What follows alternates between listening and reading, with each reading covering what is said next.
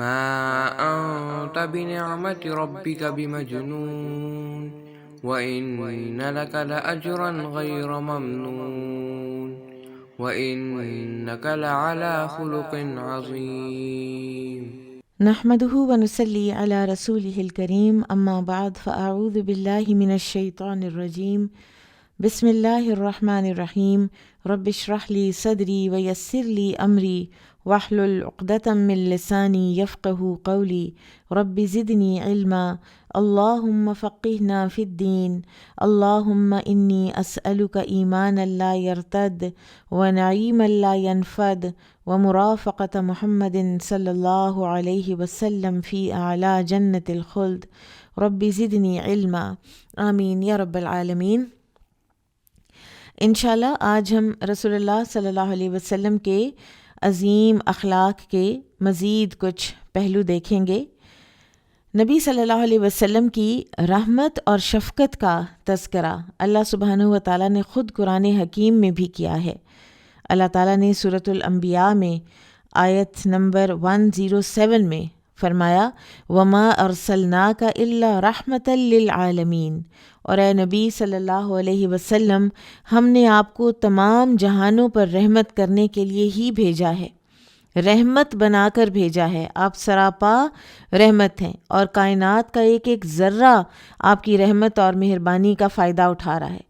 آپ نے اس طرح ہر چیز کی طرف توجہ دی، کیا جانور، کیا انوائرمنٹ، کیا پانی کے قطرے، کیا انسانوں کی فیلنگز، اور کیا کسی بھی بے جان چیز کی بھی کوئی جو حقوق ہیں۔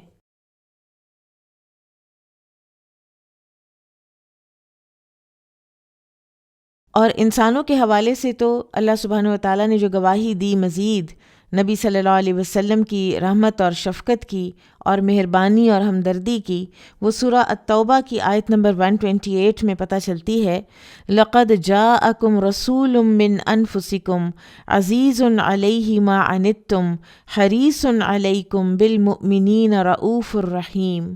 لوگو یقیناً تمہارے پاس تمہیں میں سے ایک رسول آیا ہے، اس پر تمہارا تکلیف میں مبتلا ہونا گراں گزرتا ہے، وہ تمہارے لیے بھلائی کا حریص ہے، مومنوں پر نہایت شفیق، بہت رحم کرنے والا ہے۔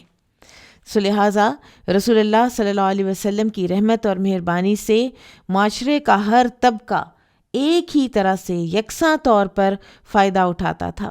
کیا بزرگ، کیا خواتین، مدینہ کی بوڑھی خاتون بھی آپ صلی اللہ علیہ وسلم کو ایک سائڈ پر لے جا کے اپنی بات کے لیے الگ کرتی تو آپ صلی اللہ علیہ وسلم اس کے ساتھ تشریف لے جاتے۔ اب ہم کچھ اگزامپلز دیکھتے ہیں رسول اللہ صلی اللہ علیہ وسلم کی مہربانی اور شفقت کے۔ مثلاً بعض اوقات جب صحابہ کرام قریش کے خصوصاً جو ظلم و ستم تھے ان سے تنگ آ کر آپ سے شکایت کرتے اور مشرکین کے خلاف بد دعا کرنے کی التجا کرتے تو آپ جواباً فرماتے انی لم ابعث لعانا وانما بعثت رحمتا، مجھے لعنت کرنے والا نہیں بلکہ رحمت بنا کر بھیجا گیا ہے۔ بلکہ آپ صلی اللہ علیہ وسلم پھر ان کے لیے دعا کیا کرتے کہ اللہ تعالیٰ ان کفار کو ہدایت عطا فرمائے۔ اسی طرح سے رسول اللہ صلی اللہ علیہ وسلم نے جو عمر میں بڑے لوگ ہیں، اکابر جو ہے نا عمر میں بڑے لوگ، یہ ایک باقاعدہ الگ سے پوری کیٹیگری ہے اسلام کی، اور نبی صلی اللہ علیہ وسلم نے بزرگوں کی خدمت، احترام، ان کا ادب، ان کے حقوق، ان کو وقت دینا، ان سے حسن سلوک کرنا، ان سے ان کی عمر کے مطابق اور ان کی طبیعت میں جو چینج آ رہی ہے اس کے مطابق حسن سلوک کی تلقین کی۔ اور آپ صلی اللہ علیہ وسلم نے فرمایا لیس منا من لم یرحم صغیرنا ویوقر کبیرنا، جو شخص ہمارے بچوں پر رحم نہ کرے اور ہمارے بزرگوں کی عزت و احترام نہ کرے وہ ہم میں سے نہیں ہے۔ اپنے والدین کو خود سنبھالنا یہ ایک اسلامی معاشرے کا شعار ہے۔ میں ایک اتنی دلخراش ایک چیز دیکھ کر آئی ہوں اپنی آنکھوں سے۔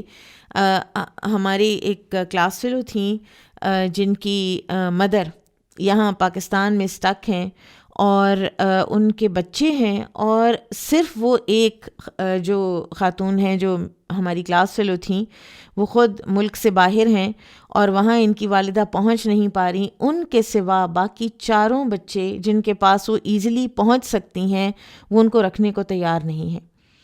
اور ہماری ایک اور دوست نے پہلے ان کو اپنے گھر میں رکھا اور اس کے بعد اب ان کو ایک کسی ٹرسٹ میں کمرہ دیا ہوا ہے کہ جب تک ان کا ویزا نہیں لگ جاتا، یہاں تک کہ انہوں نے اپنے ایک بچوں میں سے ایک بچے کو کہا کہ جو میں نے یہاں کچھ نہ کچھ کرایہ دینا ہے اس ٹرسٹ کو تو میں وہ تم لوگوں کو دے دیتی ہوں، لیکن رہنے مجھے اپنے پاس ہی دو، لیکن انہوں نے نہیں رکھا۔ اور یہ ایک انتہا کی یعنی ایک گراوٹ ہے اخلاقی کہ انسان اپنے والدین کو اور اپنی بوڑھی ماں کو پائے اور پھر اس کی خدمت تو کیا، اس کے ساتھ اچھا بولنا تو درکنار، اس کو پاس رکھنا بھی گوارا نہ کرے۔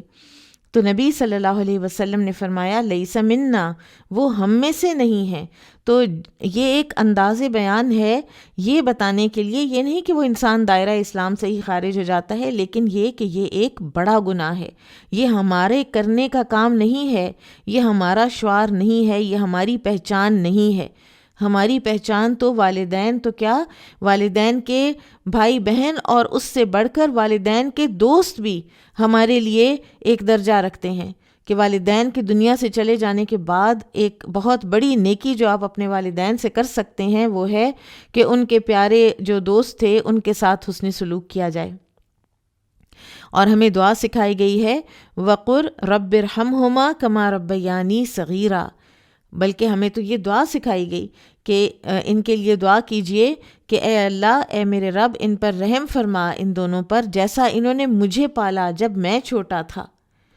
تو یہ آپ صلی اللہ علیہ وسلم کی رحمت اور شفقت ہے کہ آپ نے اولاد کے لیے والدین کے حقوق کو ہر چیز پر آگے کیا۔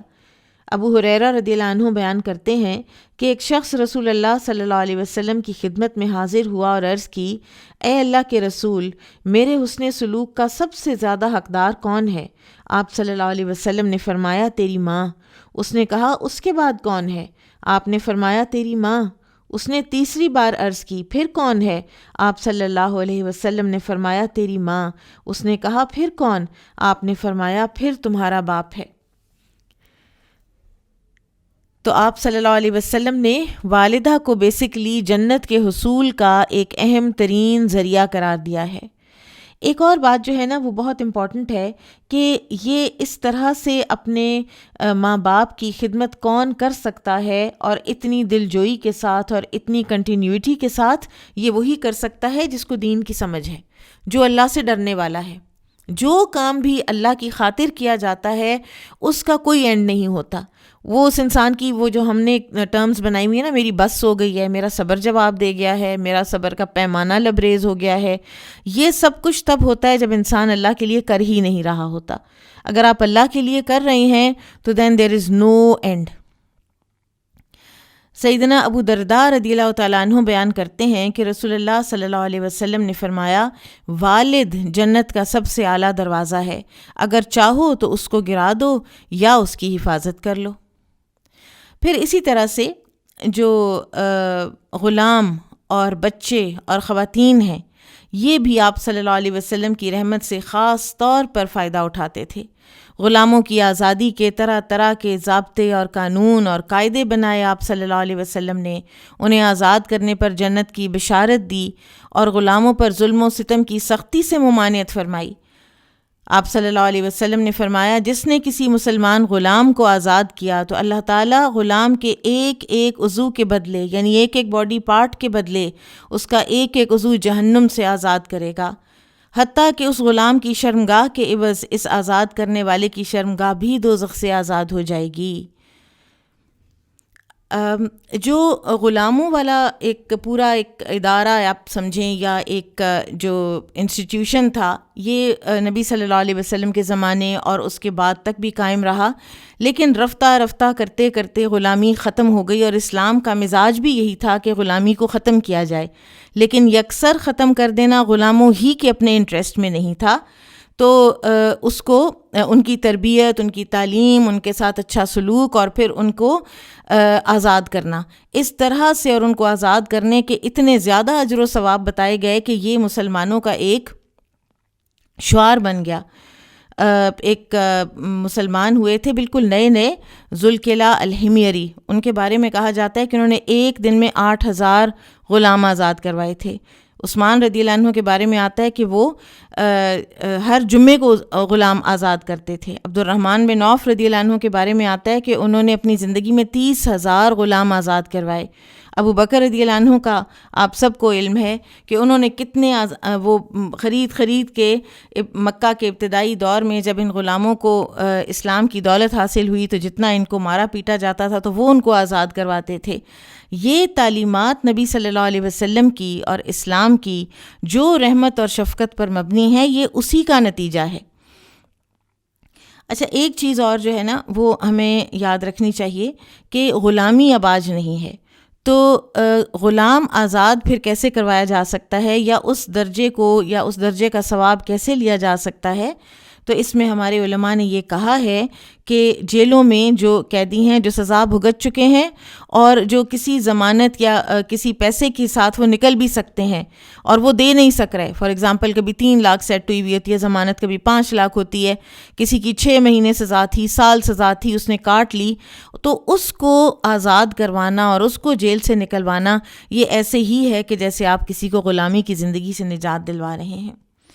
پھر غلاموں کے حوالے سے جو ایک شفقت اور رحمت کا حکم ہے وہ کس لیول کو جاتا ہے، وہ اس حدیث سے پتہ چلتا ہے کہ عبداللہ بن عمر رضی اللہ عنہما بیان کرتے ہیں کہ ایک شخص نے سوال کیا کہ اے اللہ کے رسول، میں اپنے خادم کو کتنی بار معاف کروں؟ تو آپ صلی اللہ علیہ وسلم نے فرمایا کل یوم 70 مرہ، ہر روز 70 مرتبہ معاف کر دیا کرو۔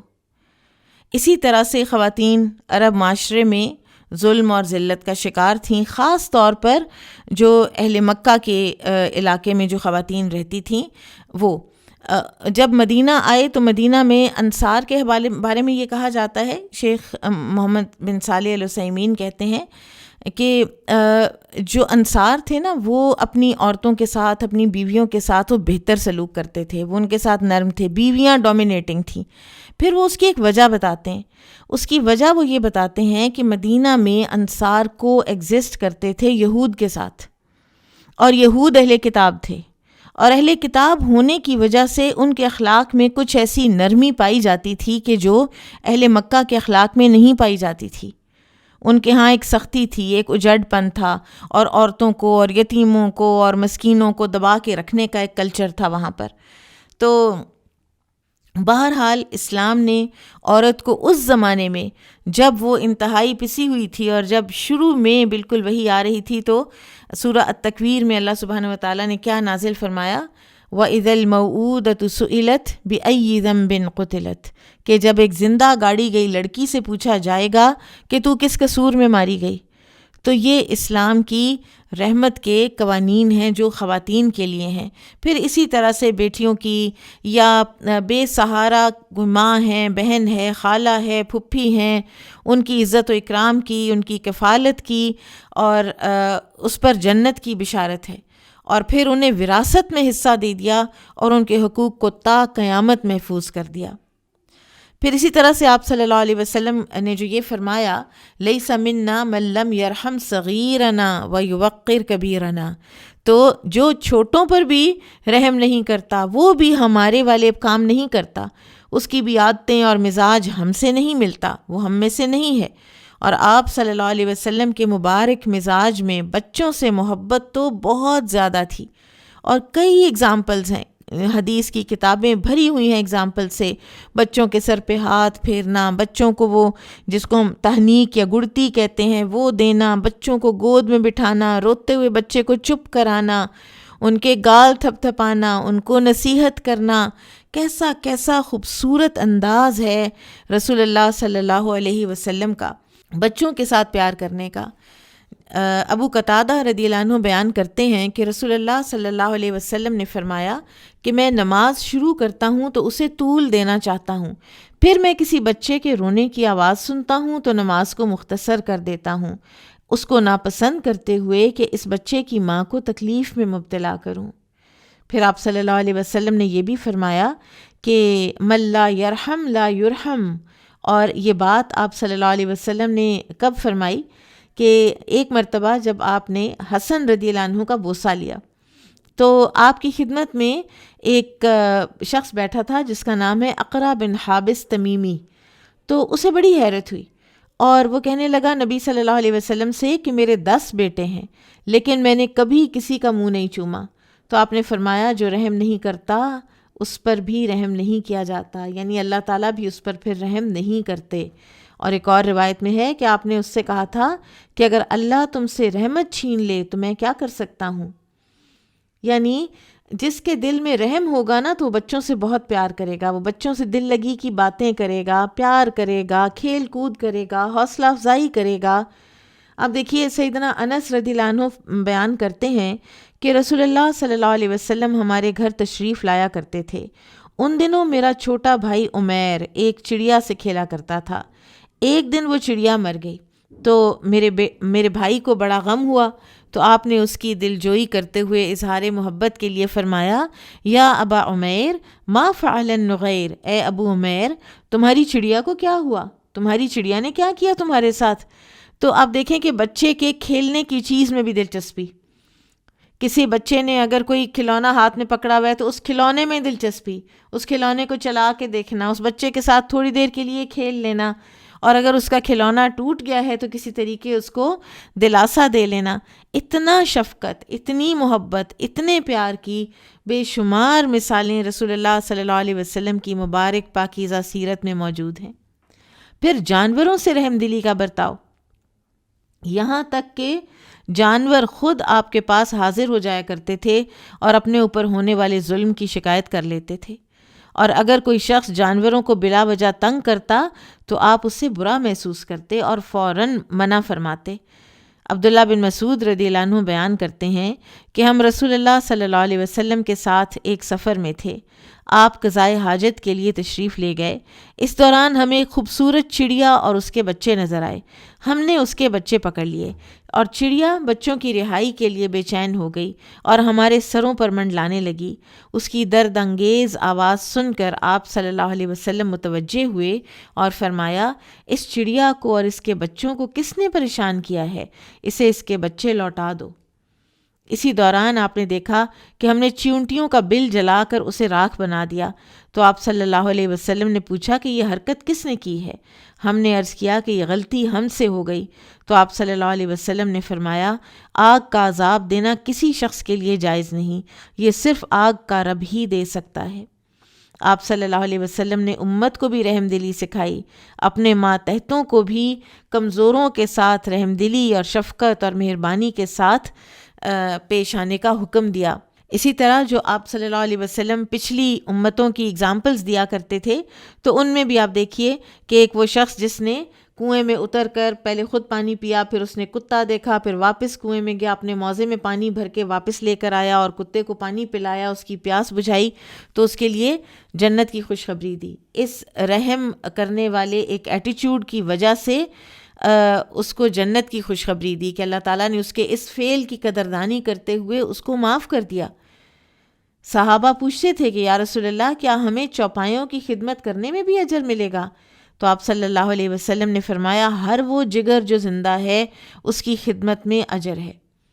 اسی طرح سے ایک بلی کو تڑپا کر جو ایک عورت نے مار دیا تھا تو اسے عذاب میں مبتلا ہوا آپ صلی اللہ علیہ وسلم نے دیکھا کہ جو رحم نہیں کرتا پھر اللہ کی طرف سے بھی اس پر رحم نہیں کیا جاتا۔ اس کی کیا ایکسٹینٹ ہے کہ قیامت کے دن ایک بلی کو بھوکے پیاسے مارا تو وہ جہنم کی آگ میں جائے گی جب اسے کھانے کو کچھ نہ دیا، نہ اسے کھلا چھوڑا کہ وہ خود کیڑے مکوڑے کھا لیتی۔ پھر اسی طرح سے آپ صلی اللہ علیہ وسلم جانور کو ذبح کرتے وقت اس پر احسان کرنے کا حکم دیتے تھے۔ آپ فرماتے بے شک اللہ تعالیٰ نے ہر چیز پر احسان کرنا فرض کیا ہے، لہٰذا جب تم قتل کرو تو اچھی طرح قتل کرو، اور جب جانور ذبح کرو تو اچھے طریقے سے ذبح کرو، اپنی چھری کو تیز کرو اور جانور کو آرام پہنچاؤ۔ تو یہ رسول اللہ صلی اللہ علیہ وسلم کے رحمت عالم ہونے کے کچھ چند بالکل تھوڑی سی اگزامپلز ہیں، اور ہونا یہ چاہیے کہ آپ صلی اللہ علیہ وسلم کے اتباع میں آپ کی امت کو بھی دوسرے لوگوں کے لیے مہربان ہونا چاہیے، شفیق ہونا چاہیے، معاملات میں، عادات میں، لوگوں کے ساتھ ڈیلنگ کرنے میں ہر لحاظ سے انسان کو مہربان ہونا چاہیے، نرم ہونا چاہیے۔ یہاں تک کہ آپ اگر کسی دکان سے، کسی غریب آدمی سے، کسی ریڑھی والے سے کوئی چیز آپ خرید رہے ہیں تو اس کے ساتھ زیادہ ڈیلنگ نہ کریں، اس سے زیادہ پیسے نہ چھڑوائیں۔ آپ سوچیں تو صحیح کہ وہ کہاں کھڑا ہے، سردی، گرمی، بارش، دھوپ، ہر چیز وہ برداشت کرتا ہے اور یہ اس کا رزق ہے۔ تو لین اور دین کے معاملات میں بھی لیتے ہوئے کم پہ راضی ہو جانا، دیتے ہوئے زیادہ دے دینا، یہی نبی صلی اللہ علیہ وسلم کی رحمت کی تعلیمات ہیں۔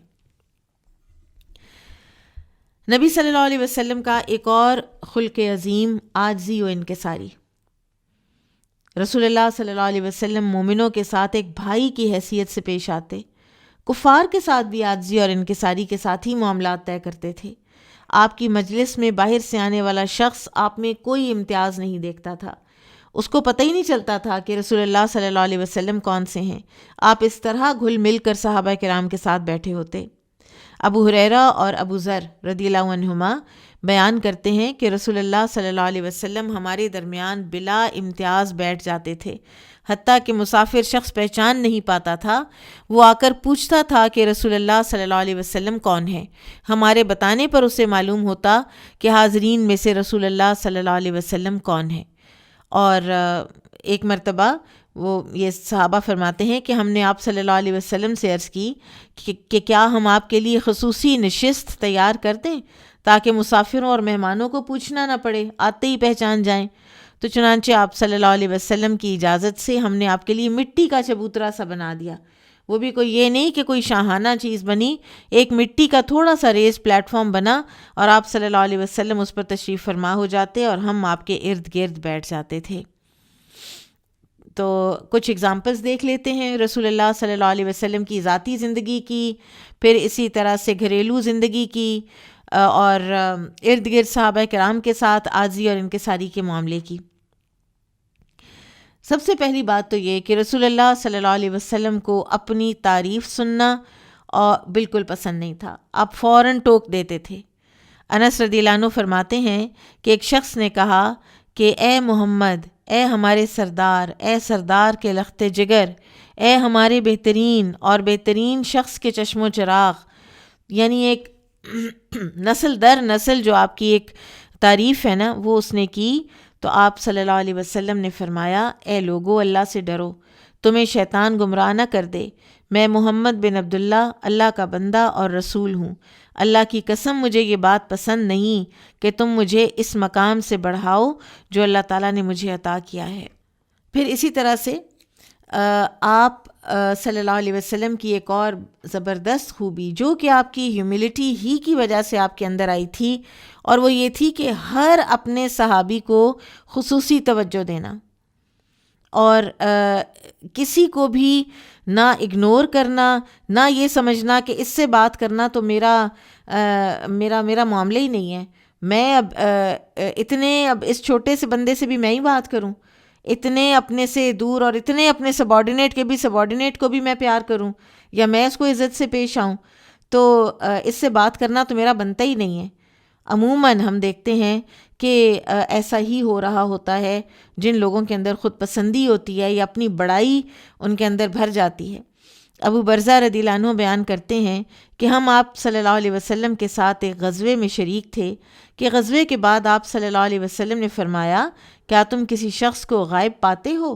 یعنی پوچھا کہ کہیں کوئی ایسا تو نہیں کہ جو نہیں ہے؟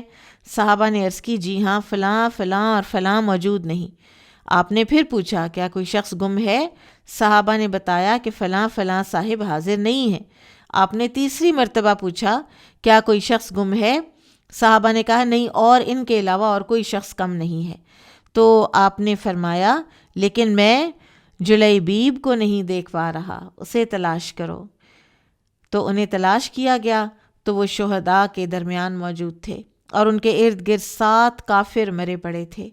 نبی کریم صلی اللہ علیہ وسلم نے ان کی نعش کے قریب کھڑے ہوئے فرمایا یہ 7 کافر مارنے کے بعد ان کے ہاتھوں شہید ہوا، یہ میرا ہے اور میں اس کا ہوں، یہ میرا ہے اور میں اس کا ہوں۔ پھر آپ صلی اللہ علیہ وسلم نے انہیں اپنے بازوؤں میں اٹھا لیا، ان کی قبر کھودی گئی، پھر انہیں دفن کیا گیا۔ اور یہ ایک چھوٹے سے قد کے بالکل ہی ایک معمولی گھرانے کے ایک معمولی انسان تھے، جلیبیب۔ اسی طرح رسول اللہ صلی اللہ علیہ وسلم اپنی قوم کی خدمت کرنے کو بھی عار نہیں سمجھتے تھے۔ اپنے مبارک ہاتھوں سے اپنی امت کو پانی پلانا پسند فرماتے تھے، اور قیامت کے روز بھی اپنی امت کو اپنے مبارک ہاتھوں سے حوض کوثر کا پانی پلائیں گے۔ ابو قتادہ رضی اللہ عنہ بیان فرماتے ہیں کہ ایک سفر میں ہمیں سخت پیاس نے ستایا، ایک برتن میں تھوڑا سا پانی تھا جبکہ پورا لشکر پیاسا تھا۔ آپ صلی اللہ علیہ وسلم نے اس برتن سے پانی انڈیلا اور مجھے پکڑا کر فرمایا کہ تم پلاتے جاؤ۔ تو ابو قتادہ نے ایک ایک مجاہد کو خوب جی بھر کے پانی پلایا، اور آخر میں ابو قتادہ رضی اللہ عنہ اور نبی صلی اللہ علیہ وسلم رہ گئے تو آپ نے فرمایا ابو قتادہ تم پیو۔ تو انہوں نے عرض کی آپ پی لیں۔ آپ نے فرمایا قوم کو پلانے والا سب سے آخر میں پیے گا، اور ہمارے ہاں کیا ہے سب سے پہلے، اور اس سے اگر کوئی چیز بچی تو ملے گی اور نہ بچی تو باقی سب جو ہیں وہ بس پھر منہ دیکھتے ہی رہ جائیں گے۔ اسی طرح سے آپ صلی اللہ علیہ وسلم کی گھریلو زندگی بھی سادگی، تواضع اور عاجزی کا ایک بے مثال نمونہ تھی۔ سیدہ عائشہ رضی اللہ عنہا بیان کرتی ہیں کہ رسول اللہ صلی اللہ علیہ وسلم گھر میں اپنے گھر والوں کی خدمت اور تعاون میں مشغول رہتے، کاموں میں تعاون کرتے تھے، کوئی کام ہوتا ساتھ لگ کے کروا دیتے تھے، اور جب نماز کا وقت ہوتا تو آپ مسجد تشریف لے جاتے، آپ اپنے جوتے خود مرمت کر لیتے اور اپنے ہی دستے مبارک سے کپڑوں کو پیوند بھی لگا لیا کرتے تھے۔ دنیاوی مال و متاع کی آپ کو کسی قسم کی پرواہ نہیں تھی۔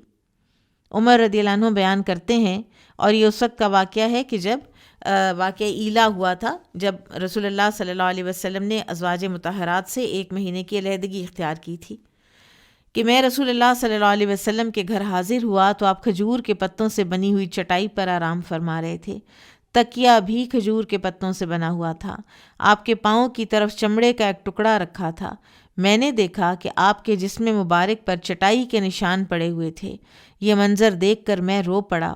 آپ نے فرمایا عمر کیوں رو رہے ہو؟ میں نے عرض کی کیسر و کسریٰ دنیا جہان کی نعمتوں سے لطف اندوز ہو رہے ہیں، یعنی روم اور ایران کے بادشاہ، اور آپ اللہ کے رسول ہوتے ہوئے بھی اتنے شدید حالات میں زندگی بسر فرما رہے ہیں۔ تو آپ صلی اللہ علیہ وسلم نے فرمایا کیا تم اس بات پر راضی نہیں کہ یہ نعمتیں ان لوگوں کے لیے دنیا میں ہوں اور ہم آخرت میں ان سے لطف اندوز ہوں؟ پھر اسی طرح سے رہن سہن کے علاوہ کھانے پینے میں بھی آپ کی سادگی اور تواضع مثالی تھی۔ آپ اللہ کی ہر حلال نعمت خوشی خوشی کھا پی لیتے، اللہ کے شکر گزار ہوتے۔ طبعاً اگر کوئی چیز آپ کو پسند نہ آتی، کوئی کھانا پسند نہ آتا تو اس کو کھاتے نہیں تھے، لیکن اس کی کوئی عیب جوئی نہیں کرتے تھے، معمولی سے معمولی دعوت بھی قبول کرتے تھے اور اپنے صحابہ کی دل جوئی فرماتے۔ کبھی کوئی غریب کمزور اگر مسلمان بھی آپ کو دعوت دیتا تو بڑی محبت سے اس کی دعوت کو قبول فرما لیتے، اور آپ فرماتے اگر مجھے دستی یا پائے کے گوشت کی دعوت دی جائے تو میں ضرور جاؤں گا، اور اگر مجھے دستی کا گوشت یا کھر ہدیہ بھیجا جائے تو میں ضرور قبول کروں گا۔ آپ کے اندر مالدار لوگوں والے ناز نخرے تو دور کی بات، آپ ایک عام جو ایک ایفلوئنٹ انسان ہوتا ہے اس طرح کی زندگی بھی نہیں گزارتے تھے۔ عاجزی کے ساتھ زمین پر بیٹھ کر کھانا تناول فرمانا پسند کرتے، کسی قسم کی سج دھج اور زیب و زینت والے دسترخوان اور رنگ برنگ کے کھانے آپ کی شان نہیں تھے۔ سیدہ عائشہ فرماتی ہیں کہ آپ صلی اللہ علیہ وسلم فرماتے تھے میں غلام کی طرح کھاتا ہوں اور غلام کی طرح بیٹھتا ہوں، یعنی عاجزی اور تواضع سے ہی کھاتا ہوں اور عاجزی اور تواضع کے ساتھ ہی بیٹھتا ہوں۔ اسی طرح سے آپ صلی اللہ علیہ وسلم نے امت کو بھی تواضع اختیار کرنے کی ترغیب دیتے ہوئے فرمایا جو شخص معاف کر دے اللہ اس کی عزت میں اضافہ فرماتا ہے، اور جو شخص تواضع اختیار کرتا ہے اللہ اسے بلند کرتا ہے۔ پھر آپ صلی اللہ علیہ وسلم کے خلق عظیم کے اندر شرم و حیا کی جو خوبی ہے وہ بھی کوٹ کوٹ کے بھری ہوئی تھی، اور آپ صلی اللہ علیہ وسلم نے حیا کو ایمان کا لازمی جز قرار دیا ہے، یعنی کہ یہ لازم و ملزوم ہے۔ فرمایا ایمان کی 60 سے کچھ زیادہ شاخیں ہیں اور حیا بھی ایمان کی ایک شاخ ہے۔ پھر اسی طرح سے آپ صلی اللہ علیہ وسلم نے فرمایا الحیاء من الایمان، حیا ایمان کا حصہ ہے۔ پھر فرمایا الحیاء لا یأتی الا بخیر، حیا صرف خیر و برکت لاتی ہے۔ یعنی اگر کسی کو یہ غلط فہمی ہونے لگے کہ حیا یعنی انہیبیشن یا مروت، کیونکہ صرف ولگیرٹی کے اگینسٹ نہیں آتی حیا بہت زیادہ بولنے کے اگینسٹ بھی آتی ہے، ہر طرح کی جو ایک بولڈنس ہے بہت زیادہ اس کے اگینسٹ آتی ہے، اور کم بولنا، گناہ سے انہیبیشن ہونا، گناہ نہ کر سکنا، بہت زیادہ نہ بولنا، یہ سب چیزیں جو ہیں یہ حیا ہی کے اندر آتی ہیں۔ اور عموماً پھر ہمیں ہو جاتا ہے کہ شاید اس سے کوئی نقصان ہوگا، تو نبی صلی اللہ علیہ وسلم نے فرمایا الحیاء لا یأتی الا بخیر، حیا صرف خیر و برکت لاتی ہے۔ پھر اسی طرح سے آپ صلی اللہ علیہ وسلم کی جو شدت حیا ہے اس کے بارے میں ابو سعید خدری رضی اللہ عنہ بیان کرتے ہیں کان النبی صلی اللہ علیہ وسلم اشد حیاء من العذراء فی خدرها، نبی صلی اللہ علیہ وسلم پردہ نشین دوشیزہ سے بھی زیادہ شرمیلے اور حیادار تھے۔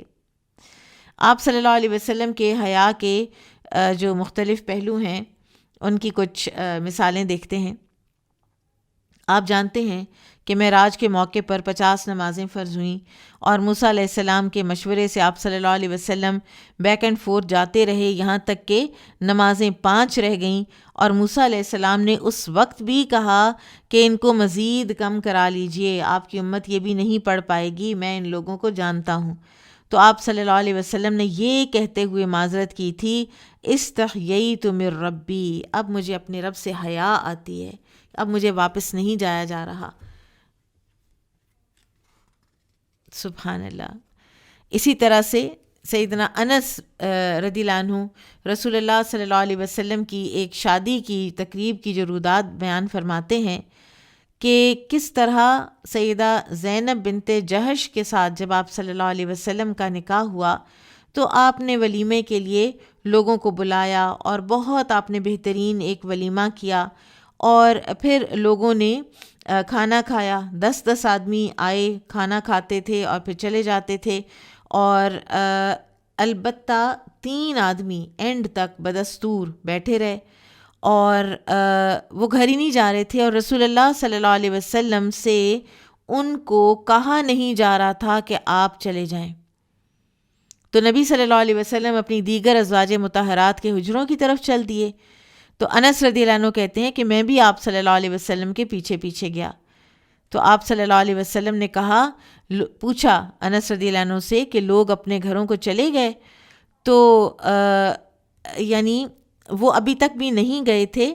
تو پھر اللہ تعالیٰ نے یہ آیات نازل کیں جن کے اینڈ پہ آتا ہے ان ذالکم کان یؤذی النبی فیستحیی منکم واللہ لا یستحیی من الحق، یہ بات نبی کو تکلیف دیتی ہے اور وہ تم سے شرم کرتے ہیں، یعنی نبی صلی اللہ علیہ وسلم کی حیا کو تو اللہ سبحانہ و تعالیٰ نے خود انڈورس کیا ہے، اور پھر اللہ تعالیٰ فرماتے ہیں جبکہ اللہ تعالیٰ حق بات کہنے سے نہیں شرماتا۔ تو یہ جو ہوتا ہے نا منہ پھٹ ہونا، بلنٹ ہونا، اور کہہ دینا اور مروت نہ کرنا، کبھی کبھی کسی انسان کو جو ہے وہ آپ یہ نہیں کہ آپ کبھی بھی روکیں نہیں کسی کو کسی بات سے اور ایکسپلائٹ ہی ہوتے چلے جائیں، لیکن ضروری نہیں ہوتا کہ ہر دفعہ ہی آپ ایک منہ پھٹ انسان کی حیثیت سے آپ مشہور ہی ہو جائیں۔ اسی طرح سے صحابہ کرام میں سے جن صحابی کی حیا مشہور ہے وہ سیدنا عثمان رضی اللہ عنہ ہیں۔ پھر آپ صلی اللہ علیہ وسلم کے خلق عظیم کا ایک اور بڑا جو مینیفیسٹیشن ہے وہ ہے آپ کی سخاوت اور سخی ہونا، ایمان کی پختگی اور اللہ تعالیٰ پر قوی ایمان کی دلیل ہے۔ ایمان پکا ہے اور اللہ پر قوی ایمان ہے، تب انسان سخی ہو سکتا ہے۔ اور یہ جو سخاوت کا ایٹریبیوٹ ہے، یہ جس انسان میں بھی ہوگا وہ انسان اللہ کے بندوں کے قریب ہوگا اور اس کے دشمن بھی اس کے دوست بن جائیں گے۔ اور رسول اللہ صلی اللہ علیہ وسلم نے فرمایا، بلا شبہ اللہ نہایت مہربان ہے، مہربانی کرنے والوں کو پسند کرتا ہے۔ اللہ سخی ہے، سخاوت کو محبوب رکھتا ہے۔ اللہ اعلیٰ اخلاق کو پسند کرتا ہے اور برے اخلاق کو ناپسند کرتا ہے۔ عائشہ رضی اللہ تعالیٰ عنہ نبی صلی اللہ علیہ وسلم کی سخاوت کی جو گواہی دیتی ہیں وہ اتنی عظیم ہے کہ انسان اگر اس کی کسی ایک سیڑھی پر بھی چڑھ جائے نا تو وہ بھی بہت کچھ خرچ کر لے گا اللہ کے راستے میں۔ نبی صلی اللہ علیہ وسلم سب لوگوں سے زیادہ سخی تھے۔ آپ فرماتی ہیں، اور رمضان المبارک میں تو آپ بہت زیادہ سخاوت کرتے تھے۔ جب آپ سے جبرائیل علیہ السلام ملاقات کرتے تھے، وہ رمضان میں ہر رات آپ سے ملاقات کرتے اور آپ کے ساتھ قرآن کریم کا دور کرتے تھے۔ بے شک رسول اللہ صلی اللہ علیہ وسلم خیر و بھلائی کے ہر معاملے میں تیز چلنے والی ہوا سے بھی زیادہ سخی تھے۔ ہوا تیز چلتی ہے تو اس کے اثرات ہر طرف پہنچتے ہیں، اور رسول اللہ صلی اللہ علیہ وسلم کی بھی سخاوت کے جو اثرات تھے وہ رمضان میں تو اور بھی زیادہ ہو جاتے تھے۔ آپ عام زندگی سے بھی زیادہ سخی ہو جاتے تھے۔ اسی طرح سے آپ کے خادم خاص انس بن مالک رضی اللہ عنہ فرماتے ہیں، کان النبی صلی اللہ علیہ وسلم احسن الناس و اشجع الناس و اجود الناس۔ سبحان اللہ، یہ حدیث تو یاد کر لینی چاہیے۔ نبی صلی اللہ علیہ وسلم تمام لوگوں سے زیادہ خوبصورت، سب لوگوں سے زیادہ بہادر اور سب سے زیادہ سخی تھے۔ کچھ مثالیں دیکھ لیتے ہیں رسول اللہ صلی اللہ علیہ وسلم کی سخاوت کی۔ ایک تو یہ کہ آپ کا اصول تھا کہ کبھی کسی مانگنے والے کو نہیں کہا آپ نے۔ کسی نے آپ کے زبان سے نہ دینے کا لفظ نہیں سنا۔ سیدنا جابر رضی اللہ عنہ بیان کرتے ہیں کہ رسول اللہ صلی اللہ علیہ وسلم سے جو بھی مانگا جاتا آپ نے جواب میں کبھی نہیں کا لفظ نہیں کہا۔ صفوان بن امیہ، یہ بعد میں مسلمان ہو گئے تھے، یہ لمبا عرصہ اسلام دشمن رہے ہیں اور ایک بہت بڑا ہی was a big name in the list of enemies of Islam. تو انہیں بھی دراصل کس چیز نے متاثر کیا تھا؟ بالآخر وہ نبی صلی اللہ علیہ وسلم کی سخاوت پر قربان ہوئے تھے۔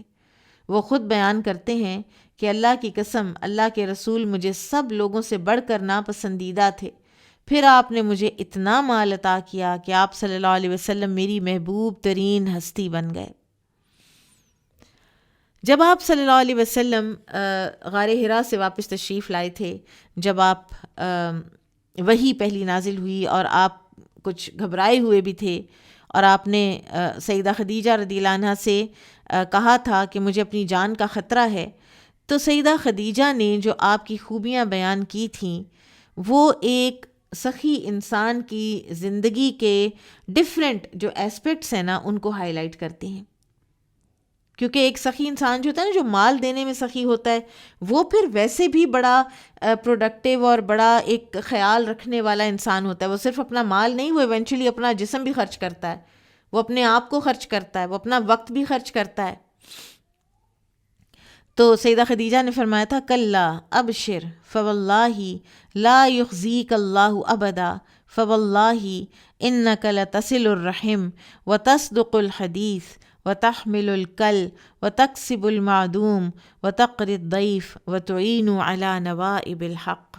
سبحان اللہ، آپ کو خوشخبری ہو، اللہ کی قسم اللہ تعالیٰ آپ کو کبھی رسوا نہیں کرے گا، اللہ کی قسم آپ تو صلہ رحمی کرنے والے ہیں، آپ ہمیشہ سچ بولتے ہیں، کمزور و ناتواں کا بوجھ خود اٹھا لیتے ہیں، محروم لوگوں کو اشیاء ضرورت مہیا کرتے ہیں، مہمان کی ضیافت کرتے ہیں اور حق کے راستے میں پیش آنے والی مصیبتوں پر لوگوں کی مدد کرتے ہیں۔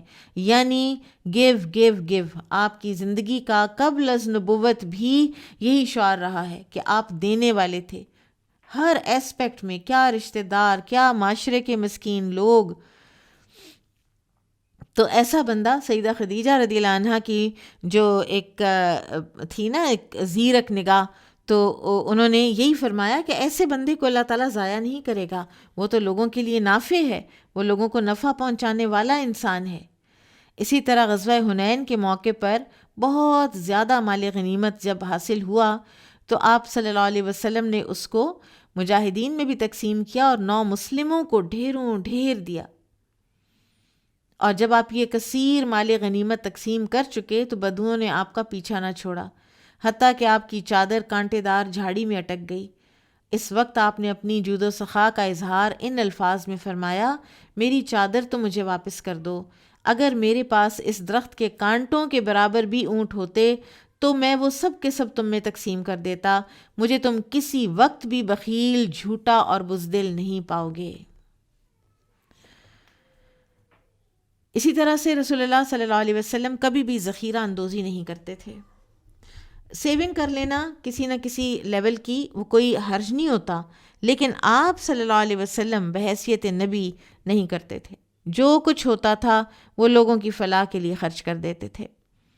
ابو ذر رضی اللہ عنہ بیان کرتے ہیں کہ میں رسول اللہ صلی اللہ علیہ وسلم کے ساتھ تھا، آپ کی نظر احد پہاڑ پر پڑی تو آپ صلی اللہ علیہ وسلم نے فرمایا، میں نہیں چاہتا کہ یہ پہاڑ میرے لیے سونے کا بن جائے تو 3 دن کے بعد اس میں سے 1 دینار بھی میرے پاس باقی رہے مگر وہ دینار جسے میں نے ادائے قرض کے لیے رکھ لیا ہو۔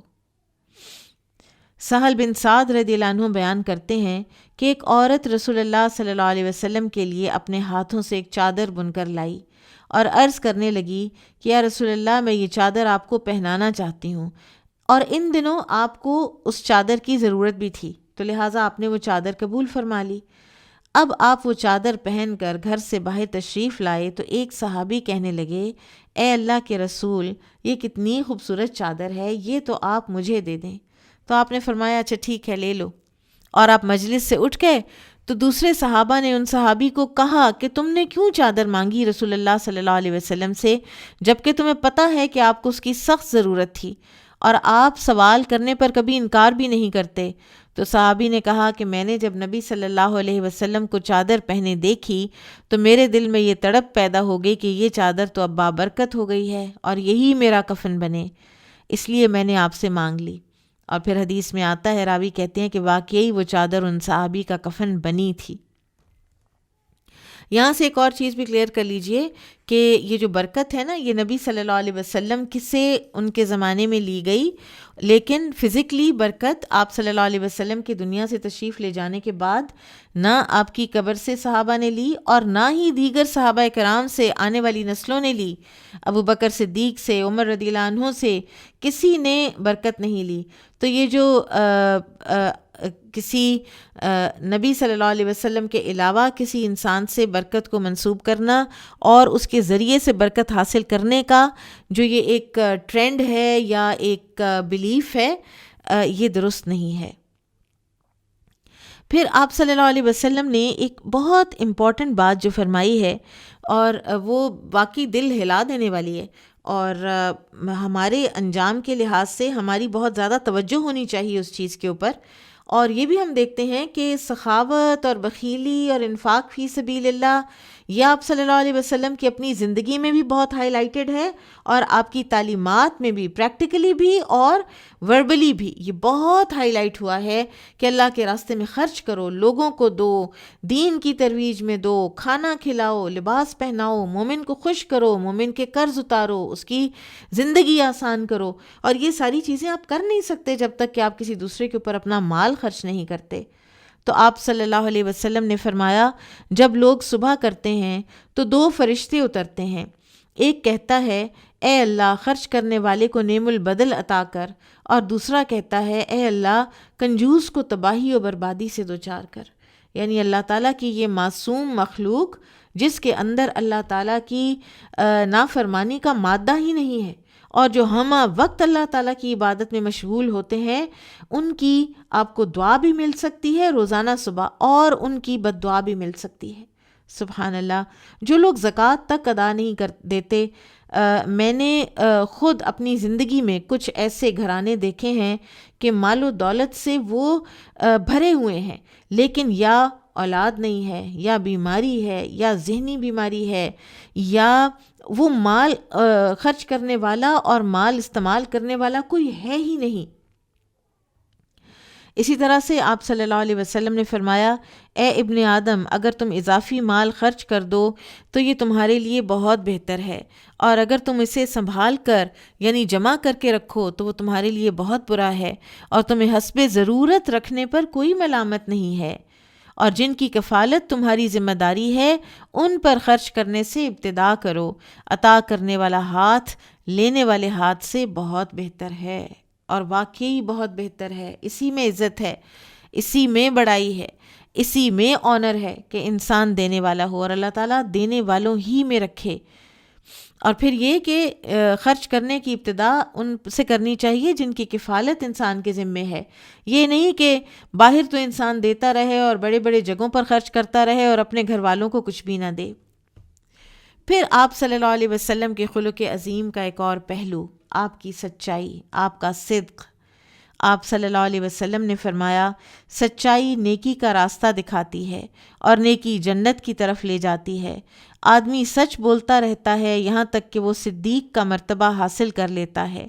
جھوٹ برائی کا راستہ دکھاتا ہے اور برائی دوزخ کی طرف لے جاتی ہے۔ آدمی جھوٹ بولتا رہتا ہے حتیٰ کہ وہ اللہ کے ہاں کذاب یعنی بہت جھوٹا لکھا جاتا ہے۔ رسول اللہ صلی اللہ علیہ وسلم قبل از نبوت بھی صادق اور امین کے القاب سے مشہور تھے، اور یہ آپ کا ایک امتیازی آپ کا ایک ایٹریبیوٹ تھا، وصف تھا کہ آپ کے بدترین دشمن بھی آپ کی سچائی اور امانت داری کا اعتراف کرتے تھے۔ آپ کے جو دشمن تھے جنہوں نے اتنی سوچ بچار کی، آپ کو جادوگر کہا، مجنون کہا، کاہن کہا، نعوذ باللہ، لیکن اخلاقی لحاظ سے جھوٹا کہنے کی ان کو بھی ہمت نہیں ہوئی۔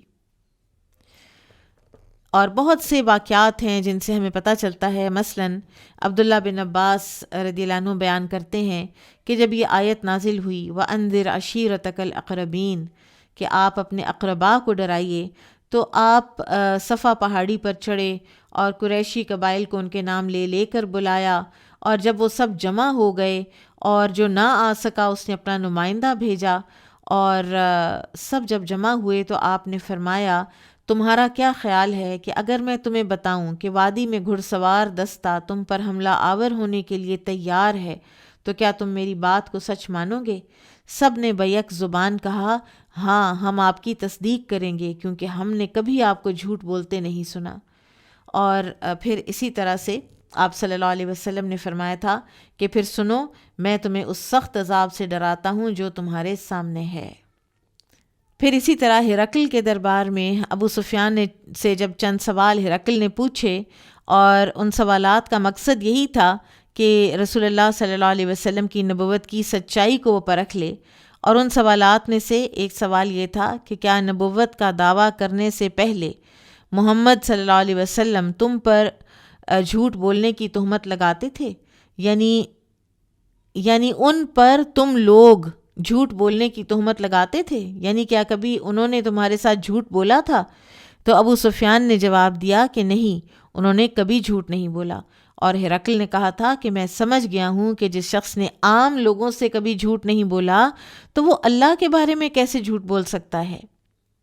پھر آپ صلی اللہ علیہ وسلم مزاح بھی کیا کرتے تھے، اور مزاح جو ہے نا، ہیومر، یہ ایک بڑا زبردست ایک پازیٹیو ایموشن ہے، اور کسی بھی انسان کے اندر جب مزاح کی ایک حص ہوتی ہے تو وہ بہت سیریس سچویشنز میں بھی وہ کوئی ایک پینک جو ہے وہ کریٹ نہیں ہونے دیتا، یا اپنے آپ کے اوپر بھی یا اپنے ارد گرد کے اوپر بھی سچویشن کو لائٹ بنا لیتا ہے. اور لیکن یہ جو حصے مزاح ہے اس کے اوپر بہت سے لمیٹیشنز بھی ہیں. کئی مذاق ایسے ہوتے ہیں کہ جو بالکل نہیں کرنے چاہیے، جو انسان کی دل آزاری کرتے ہیں. کئی سال بعد اب کسی ایک خاتون کو میں ملی تو اب تقریباً یہ 35-40 سال کے بعد میری ملاقات تھی ان کے ساتھ، اور اسکول کالج میں جو ان کے ساتھ کبھی کسی نے ان کو کسی ان کے ایٹریبیوٹ کی وجہ سے کوئی اگر مذاق اڑایا تھا، اس کی چھاپ جو ہے وہ آج بھی مجھے ان کے اوپر نظر آئی. تو انسان جو ہے نا، اس کو دوسروں کے ساتھ جو مذاق کرنا ہے یا ہیومر کرنا ہے، تو اس کے لیے بھی ہمیں تعلیم لینی ہوگی رسول اللہ صلی اللہ علیہ وسلم سے، کہ مذاق میں بھی سچ. جیسے ایک آدمی نے آپ سے سواری کے لیے اونٹ مانگا تو آپ نے فرمایا ہم تمہیں اونٹنی کے بچے پر سوار کریں گے. تو وہ کہنے لگا میں اونٹ کے بچے کو کیا کروں گا؟ تو آپ نے فرمایا اونٹ کو اونٹنی ہی جنم دیتی ہے، یعنی اونٹ اونٹنی ہی کا بچہ ہوتا ہے، چاہے اب وہ کتنا بھی بڑا ہو چکا ہو. پھر اسی طرح سے آپ فرمایا کرتے تھے مجھے سچی بات نہایت محبوب ہے. پھر اسی طرح آپ نے فرمایا کہ تمہیں بخوبی علم ہے کہ میں تم سب سے زیادہ اللہ تعالیٰ سے ڈرنے والا اور تم سب سے بڑھ کر سچا اور نیکوکار ہوں. اسی طرح آپ صلی اللہ علیہ وسلم نے اپنی امت کو بھی سچ بولنے کی ترغیب دی. آپ نے فرمایا تم مجھے اپنے بارے میں 6 طرح کی ضمانت دے دو، میں تمہیں جنت کی ضمانت دیتا ہوں. جب بات کرو تو سچ بولو، وعدہ کرو تو پورا کرو، جب امانت تمہارے حوالے کی جائے تو اسے پوری طرح واپس کرو، اپنی شرمگاہوں کی حفاظت کرو، اپنی نگاہیں نیچی رکھو اور اپنے ہاتھوں کو ظلم کرنے سے روکے رکھو.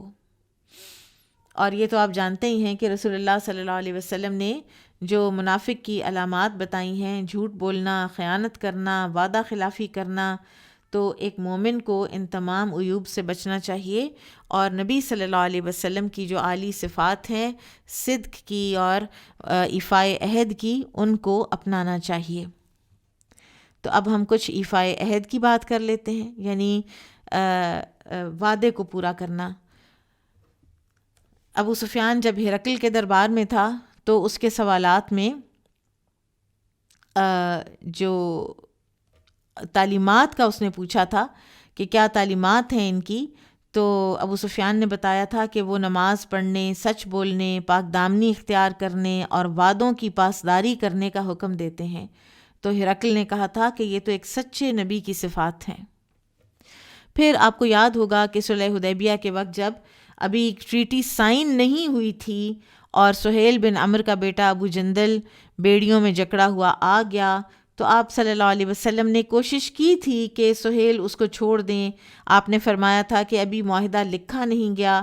پھر آپ نے فرمایا کہ اس کو میری خاطر چھوڑ دو، لیکن سہیل بن عمرو نے اس وقت اپنے بیٹے کو نہ چھوڑا تو آپ نے وعدے کے مطابق اس بیٹے کو واپس بھیج دیا، ابو جندل کو واپس بھیج دیا. مسلمان بہت پریشان تھے اس وقت اور اپسیٹ بھی تھے، لیکن آپ صلی اللہ علیہ وسلم نے اپنا وعدہ پورا کیا.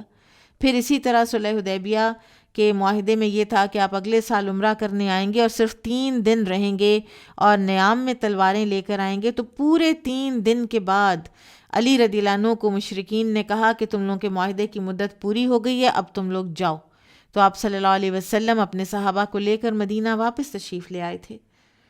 کسی قسم کا جو وعدے کو پورا نہ کرنے کی بات ہے وہ آپ صلی اللہ علیہ وسلم کے ہاں نہیں ملتی. آؤٹ آف دا وے ہو کر بھی آپ نے اپنے وعدے پورے کیے ہیں، اور جہاں کہیں اپیرنٹلی نقصان ہو رہا ہو وہاں پر بھی وعدے پورے کیے ہیں. حذیفہ بن یمان کی مثال آپ کو یاد ہوگی کہ غزوہ بدر میں وہ شریک نہیں ہوئے تھے، اور اس وجہ سے شریک نہیں ہوئے تھے کہ وہ اور ان کے والد جو ہیں ان کو مشرکین نے گرفتار کر لیا تھا اور ان کو کہا تھا کہ ہم تمہیں صرف اس لیے چھوڑیں گے کہ اگر تم نے نبی صلی اللہ علیہ وسلم کے ساتھ مل کر بدر کے میدان میں جہاد نہ کیا اور نہ کرنے کا وعدہ کرو. تو انہوں نے وعدہ کر کے جان چھڑا لی. تو جب وہ کہتے ہیں کہ ہم رسول اللہ صلی اللہ علیہ وسلم کی خدمت میں پہنچے تو آپ کو سارا واقعہ بتایا اور ایک ایک بندے کی اس وقت ضرورت تھی. تو آپ نے فرمایا تم دونوں واپس چلے جاؤ. ہم ان سے کیا ہوا عہد پورا کریں گے اور ان کے مقابلے کے لیے اللہ تعالیٰ سے مدد اور حمایت مانگیں گے۔ پھر اسی طرح سے آپ صلی اللہ علیہ وسلم نے فرمایا، قیامت کے روز اللہ کے نزدیک بہترین بندے وہ ہوں گے جو عمدہ طریقے سے عہد وفا کرتے ہیں۔ پھر ایک اور بہترین اخلاق کی اور دل کی نرمی کی ایک علامت ہے نبی صلی اللہ علیہ وسلم کے خلق عظیم کے اندر، وہ ہے یاد الہی میں آنسوؤں کا بہنا۔ قرآن مجید کو پڑھنا سننا آپ صلی اللہ علیہ وسلم کا محبوب مشغلہ تھا۔ آپ تلاوت فرماتے اور ساتھ آپ کے رخسار مبارک آنسوؤں سے بھیگ جاتے۔ قیامت کے ہولناک مناظر اور شدید مواقع کو یاد کرتے ہی آپ کی آنکھوں سے آنسو جاری ہو جایا کرتے تھے۔ عبداللہ بن مسعود بیان کرتے ہیں کہ مجھے نبی صلی اللہ علیہ وسلم نے فرمایا، اے عبداللہ مجھے قرآن سناؤ۔ میں نے عرض کی، اے اللہ کے رسول صلی اللہ علیہ وسلم، کیا میں آپ کو قرآن سناؤں حالانکہ آپ پر تو قرآن نازل کیا گیا ہے؟ آپ صلی اللہ علیہ وسلم نے فرمایا، ہاں تم مجھے قرآن سناؤ۔ تو میں نے سورہ نساء پڑھنی شروع کی حتیٰ کہ میں اس آیت پر پہنچا، فَكَيْفَ إِذَا جِئْنَا مِن كُلِّ أُمَّةٍ بِشَهِيدٍ وَجِئْنَا بِكَ عَلَىٰ هَٰؤُلَاءِ شَهِيدًا۔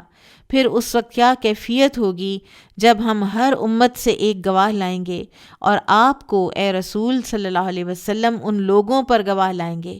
اس وقت آپ صلی اللہ علیہ وسلم نے فرمایا، بس کرو، اب یہ کافی ہے۔ میں نے آپ کی طرف غور سے دیکھا تو آپ کی آنکھیں آنسو برسا رہی تھیں۔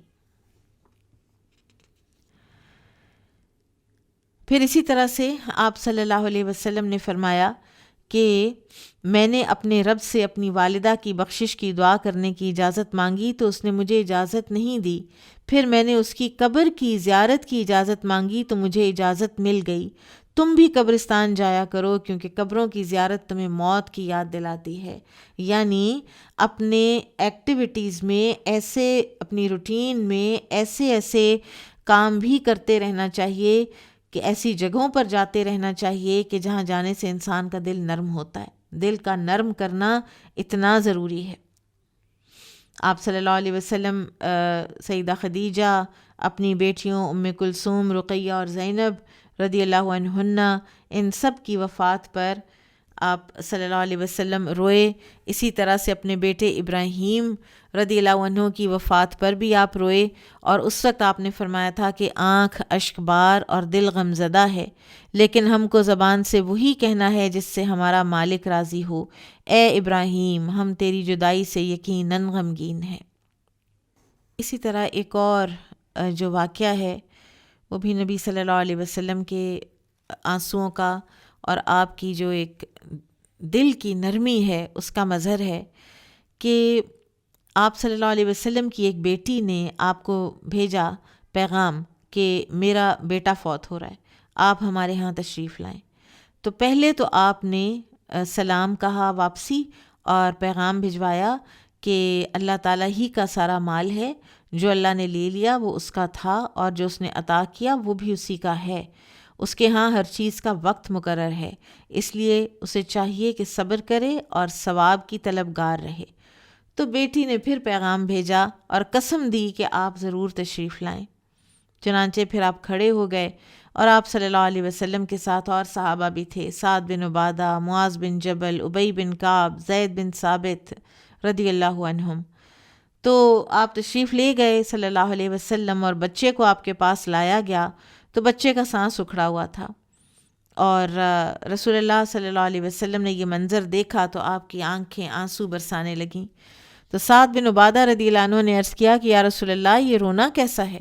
آپ صلی اللہ علیہ وسلم نے فرمایا، یہ رحمت ہے جسے اللہ تعالیٰ نے اپنے بندوں کے دلوں میں رکھا ہے، اور اللہ تعالیٰ رحم کرنے والے بندوں ہی پر رحم کرتا ہے۔ پھر آپ اپنے صحابہ کی تیمارداری کے لیے تشریف لے جاتے اور اپنے صحابہ کو تکلیف میں دیکھتے تو تب بھی آپ صلی اللہ علیہ وسلم کی آنکھوں سے آنسو رواں ہو جایا کرتے تھے۔ مثلاً سعد بن عبادہ کی عیادت کو تشریف لے گئے تھے اور وہاں پر بھی آپ رو پڑے تھے، اور رونے کے ساتھ ساتھ آپ صلی اللہ علیہ وسلم کی مسکراہٹ بھی ہمیشہ آپ کے چہرہ مبارک پر سجی رہتی تھی، اور آپ کی حسین مسکراہٹ غیروں کو اپنا اور دشمنوں کو دوست بنا دیتی تھی۔ اور اسمائل کے بارے میں تو اب ہے کہ کتنے اس کے سائیکولوجیکل اثرات دوسرے کے اوپر پڑتے ہیں جب آپ کسی کے اوپر اسمائل کرتے ہیں۔ کیوں یہ دکانوں پہ سیلز مین وغیرہ جو ہیں ان کو ہوتا ہے کہ آپ نے کرٹیس ہونا ہے اور اسمائل کرنی ہے؟ کیونکہ دوسرا انسان کمفرٹیبل فیل کرتا ہے۔ وہ کوئی آپ کے بھلے کے لیے نہیں کر رہے ہوتے، وہ اپنے بھلے کے لیے کر رہے ہوتے ہیں۔ تو نبی صلی اللہ علیہ وسلم سے بڑھ کر کسی کو مسکراتے ہوئے نہیں دیکھا۔ ایک صحابی کا یہ بیان ہے، عبداللہ بن حارث رضی اللہ عنہ کا۔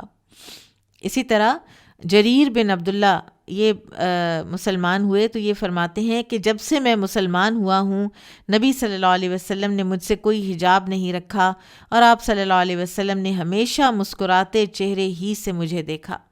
آپ صلی اللہ علیہ وسلم اپنے صحابہ کے ساتھ بیٹھتے، ان کی باتیں سنتے، ان کی عمدہ شاعری سے بھی خوش ہوتے اور ان کے ماضی کی داستانیں سن کر لطف اٹھاتے۔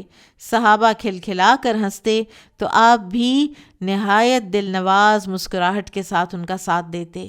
آپ صلی اللہ علیہ وسلم کو ذاتی طور پر کسی سے رنج پہنچتا تو درگزر فرماتے، کوئی تکلیف دیتا تو اسے معاف کر دیتے۔ آپ کسی سے انتقام نہیں لیتے تھے، ذاتی تکلیف کا بدلہ لینا آپ کی سرشت میں تھا ہی نہیں۔ لیکن جہاں کہیں اللہ تعالیٰ کے احکامات کی نافرمانی ہو رہی ہوتی اور حدود اللہ کی پامالی ہو رہی ہوتی تو پھر آپ اللہ کے لیے انتقام بھی لیتے اور شرعی حدود کا نفاذ بھی کرتے۔ پھر آپ صلی اللہ علیہ وسلم کی طبیعت میں آسانی تھی، ایز تھا۔ آپ ایز لونگ اس طرح نہیں تھے کہ خدا نخواستہ کہ آپ کے گھر میں کوئی آسائشیں تھیں اور اس طرح سے ایز نہیں، لیکن جب دو کاموں میں کوئی چوز کرنا ہوتا تو آپ آسان طریقہ، اگر وہ جائز ہوتا تو آسان طریقہ ہی چوز کرتے۔ رسول اللہ صلی اللہ علیہ وسلم کو دو کاموں میں اختیار دیا جاتا تو آپ ان دونوں میں سے آسان کام اختیار کرتے بشرطے کہ وہ گناہ نہ ہوتا۔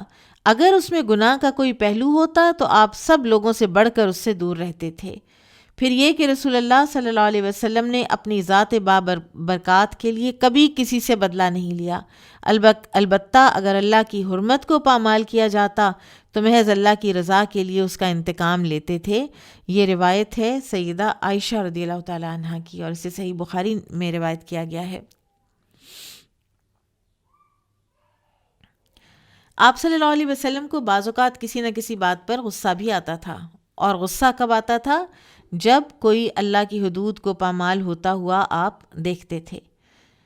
اب ایک مرتبہ عائشہ رضی اللہ عنہ فرماتی ہیں کہ رسول اللہ صلی اللہ علیہ وسلم میرے گھر پر تشریف لائے۔ میں نے ایک پردے کے ساتھ گھر کے سامان کو ڈھانپ رکھا تھا۔ اس پردے پر تصاویر بنی ہوئی تھیں۔ آپ صلی اللہ علیہ وسلم اندر تشریف لائے تو غضبناک ہوئے، غصے سے پردے کو اتار پھینکا اور پھر فرمایا، اے عائشہ، قیامت کے روز سب سے سخت عذاب ان لوگوں کا ہوگا جو اللہ کی تخلیق کے مشابہ تخلیق کی کوشش کرتے ہیں۔ تو ام المومنین سیدہ عائشہ رضی اللہ عنہ نے اس پردے سے تکیے بنا لیے کہ یعنی اس کو ایک ایسی ہیوملیٹنگ جگہ پہ زمین پہ رکھیں، اس کے اوپر لوگوں کے پاؤں آئیں، تو اس طرح سے ان کو استعمال کر دیا گیا۔ اسی طرح اگر صحابہ میں سے کوئی پوزیشن آف اتھارٹی میں ہوتا اور وہ امت کے لیے کوئی مشکل پیدا کر رہا ہوتا تو اس پر بھی غصہ کرتے تھے۔ معاذ رضی اللہ عنہ آپ صلی اللہ علیہ وسلم کے ساتھ مسجد نبوی میں عشاء کی نماز پڑھتے تھے اور پھر اپنے محلے کی مسجد میں جا کر اپنے قبیلے کے لوگوں کو عشاء کی نماز پڑھایا کرتے تھے اور بڑے سکون کے ساتھ قرآن کی لمبی قرات کرتے تھے۔ اب لوگ دن بھر کی مشقت کے بعد طویل قرات کی نماز ان کے لیے بڑی مشکل ہوتی تھی، تو ایک صحابی نے آپ صلی اللہ علیہ وسلم کی خدمت میں حاضر ہو کر معاذ رضی اللہ عنہ کی طویل قرات کی شکایت کر دی۔ تو آپ صلی اللہ علیہ وسلم نے نصیحت کی، اور ایک صحابی ابو مسعود کہتے ہیں کہ میں نے رسول اللہ صلی اللہ علیہ وسلم کو نصیحت کرتے ہوئے کبھی اس قدر شدید غصے میں نہیں دیکھا جتنا اس موقع پر دیکھا۔ آپ صلی اللہ علیہ وسلم نے فرمایا، اے لوگو، تم میں سے کچھ لوگ دوسروں کو متنفر کرتے ہیں، لہٰذا تم میں سے جو شخص لوگوں کو نماز پڑھائے وہ اختصار سے کام لے، کیونکہ مقتدیوں میں کمزور، بوڑھے اور ضرورت مند بھی ہوتے ہیں۔ پھر اسی طرح سے آپ صلی اللہ علیہ وسلم کا جو تبسم اور مزاح ہے اس کی ہم بات کر رہے تھے، پھر درمیان میں بات آپ صلی اللہ علیہ وسلم کے غصے کی طرف بھی چلی گئی، لیکن تبسم اور مزاح کی کچھ تھوڑی سی مثالیں اور بھی ہم دیکھ لیتے ہیں، کیونکہ یہ بہت ضروری ہے ہماری زندگیوں میں اس کا شامل ہونا، کہ آپ صلی اللہ علیہ وسلم نے فرمایا کہ مسلمان بھائی کو دیکھ کر مسکرانا صدقہ ہے۔ پھر اسی طرح سے آپ صلی اللہ علیہ وسلم نے ایک مرتبہ جو خود آپ کی خوش مزاجی ہے اور کسی بات پہ جب آپ کو خود ایک ہنسی آتی تھی، آپ ہنس پڑتے تھے، تو وہ کیسی باتیں تھیں؟ فار ایگزامپل ایک حدیث میں آتا ہے کہ ابو ہریرہ نے بیان کی ہے رضی اللہ عنہ نے، کہ ایک دن نبی صلی اللہ علیہ وسلم کے پاس ایک دیہاتی بیٹھا تھا اور آپ نے فرمایا کہ اہل جنت میں سے ایک شخص اپنے رب سے کاشتکاری کی اجازت چاہے گا، تو اللہ تعالیٰ دریافت فرمائیں گے کہ کیا تو موجودہ حالت پر خوش نہیں ہے؟ وہ کہے گا کیوں نہیں، خوش ہوں، لیکن مجھے کھیتی باڑی کا شوق ہے۔ آپ نے فرمایا وہ بیج کاشت کرے گا تو پلک جھپکنے میں وہ اگ آئے گا، وہ فوراً سیدھا ہو جائے گا اور کاٹنے کے قابل ہو جائے گا، دیکھتے ہی دیکھتے پہاڑ کی طرح انبار لگ جائے گا۔ تو اللہ تعالیٰ فرمائے گا اے آدم کے بیٹے یہ لے لے، تجھے کوئی چیز سیر نہیں کر سکتی۔ یہ سن کر وہ دیہاتی کہنے لگا اللہ کی قسم وہ شخص قریشی یا انصاری ہی ہوگا، کیونکہ یہی لوگ کھیتی باڑی کرنے والے ہیں، ہم تو کھیتی باڑی کرنے والے لوگ نہیں ہیں۔ تو یہ سن کر رسول اللہ صلی اللہ علیہ وسلم ہنس پڑے۔ پھر اسی طرح سے عبداللہ بن مسعود رضی اللہ عنہ بیان کرتے ہیں کہ رسول اللہ صلی اللہ علیہ وسلم نے فرمایا میں آخری جہنمی کو جانتا ہوں جو سب سے آخر میں جہنم سے نکل کر جنت میں داخل ہوگا۔ وہ گھٹنوں کے بل رینگتا ہوا جہنم سے نکلے گا تو اللہ تبارک و تعالیٰ اس سے فرمائے گا جاؤ میری رحمت سے جنت میں داخل ہو جاؤ۔ وہ جنت میں داخل ہوگا تو اسے ایسے لگے گا جیسے جنت بھر چکی ہے، کوئی جگہ خالی نہیں۔ وہ واپس آئے گا اور عرض کرے گا یا اللہ جنت بھر چکی ہے، تو اللہ تعالیٰ اس سے فرمائے گا کہ جاؤ جنت میں داخل ہو جاؤ، یعنی اتنی تنگ دامن نہیں ہے جنت۔ تو وہ دوبارہ جائے گا اور وہ پھر یہی خیال کرے گا کہ اس کے لیے تو جگہ خالی نہیں ہے، اور پھر واپس عرض کرے گا کہ اے میرے اللہ جنت تو بھر چکی ہے۔ تو اللہ تعالیٰ فرمائیں گے جاؤ جنت میں داخل ہو جاؤ، تمہیں دنیا سے 10 گنا بڑی جاگیر عطا کی گئی ہے۔ تو وہ حیرت اور تعجب سے کہے گا اے شہنشاہ تو میرے ساتھ مذاق کر رہا ہے؟ اس پر رسول اللہ صلی اللہ علیہ وسلم اس حد تک مسکرائے کہ آپ کی مبارک داڑھیں نظر آنے لگیں۔ پھر آپ صلی اللہ علیہ وسلم نے فرمایا یہ جنت کا سب سے ادنا وارث ہوگا۔ پھر صحابہ کرام کے ساتھ بعض اوقات جو معاملہ ہوتا تھا اس میں بھی آپ صلی اللہ علیہ وسلم ہنستے تھے۔ غزوہ طائف کے موقع پر ایک بڑی دلچسپ صورتحال پیش آئی۔ عبداللہ بن عمرو رضی اللہ عنہما بیان کرتے ہیں کہ جب رسول اللہ صلی اللہ علیہ وسلم طائف میں تھے تو آپ صلی اللہ علیہ وسلم نے فرمایا کہ اگر اللہ تعالیٰ نے چاہا تو کل ہم واپس چلے جائیں گے، یعنی وہ محاصرہ جو تھا نا اس کو چھوڑ کے۔ کچھ صحابہ نے کہا کہ جب تک ہم طائف کو فتح نہ کر لیں تو ہم واپس نہیں جائیں گے۔ نبی صلی اللہ علیہ وسلم نے فرمایا اگر یہی بات ہے تو ٹھیک ہے، پھر صبح لڑائی کرو۔ تو اگلے دن صحابہ جنگ کرنے گئے اور بڑی زبردست جنگ ہوئی اور بکثرت صحابہ زخمی ہوئے۔ تو پھر رسول اللہ صلی اللہ علیہ وسلم نے فرمایا انشاءاللہ کل ہم واپس چلے جائیں گے، اور آپ کے اس فیصلے پر تمام صحابہ خاموش رہے اور آپ ان کی خاموشی پر ہنس پڑے۔ سبحان اللہ۔ اسی طرح صہیب رومی رضی اللہ عنہ بیان کرتے ہیں کہ میں ایک مرتبہ رسول اللہ صلی اللہ علیہ وسلم کی خدمت میں پہنچا تو اس وقت آپ کھجوریں نوش فرما رہے تھے۔ آپ نے فرمایا صہیب آ جاؤ تم بھی کھا لو، تو میں بھی کھانے لگا۔ تو نبی کریم صلی اللہ علیہ وسلم نے دیکھا کہ میری آنکھ دکھ رہی ہے۔ آپ صلی اللہ علیہ وسلم نے فرمایا صہیب تم آشوب چشم میں مبتلا ہو، پھر بھی تم کھجوریں کھا رہے ہو؟ میں نے عرض کی جو آنکھ صحیح ہے میں اس طرف سے کھجور چبا رہا ہوں۔ اس پر آپ صلی اللہ علیہ وسلم خوب مسکرائے، اور صحابہ سے آپ صلی اللہ علیہ وسلم دل لگی بھی کیا کرتے تھے۔ اور ابو ہریرہ رضی اللہ عنہ بیان کرتے ہیں کہ صحابہ نے پوچھا کہ یا رسول اللہ آپ ہمارے ساتھ دل لگی اور ہنسی مذاق بھی کر لیتے ہیں؟ آپ نے فرمایا انی لا اقول الا حقا، میں سوائے حق کے کچھ بھی نہیں کہتا۔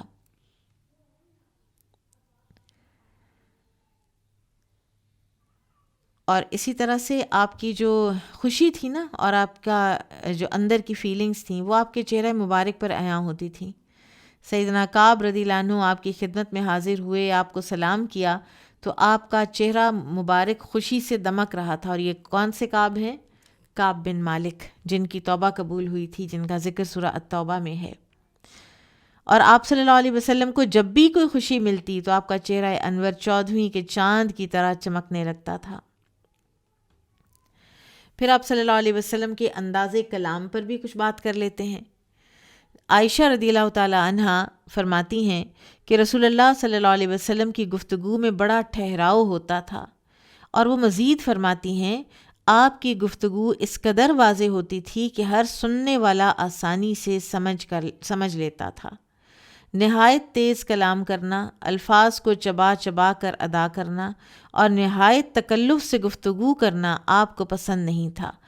تو عائشہ رضی اللہ عنہ فرماتی ہیں کہ رسول اللہ صلی اللہ علیہ وسلم تمہاری طرح تیزی اور تراری سے گفتگو نہیں کرتے تھے. آپ صلی اللہ علیہ وسلم ٹھہر ٹھہر کر گفتگو کرتے، حاضرین مجلس آپ کے ارشادات یاد کر لیتے تھے. یہاں پر میں ایک بات کرنا چاہتی ہوں، اور وہ یہ ہے کہ یہ واٹس ایپ کا زمانہ ہے. واٹس ایپ پر ہم میسیجز سنتے ہیں، میسیج کو ہم دیکھتے ہیں، ہم کہتے ہیں اف اللہ یہ تو میسیج ہو گیا ہے پورے 2 منٹ کا، اور بعض لوگوں کا میسیج 5-5 6-6 منٹ کا بھی ہوتا ہے.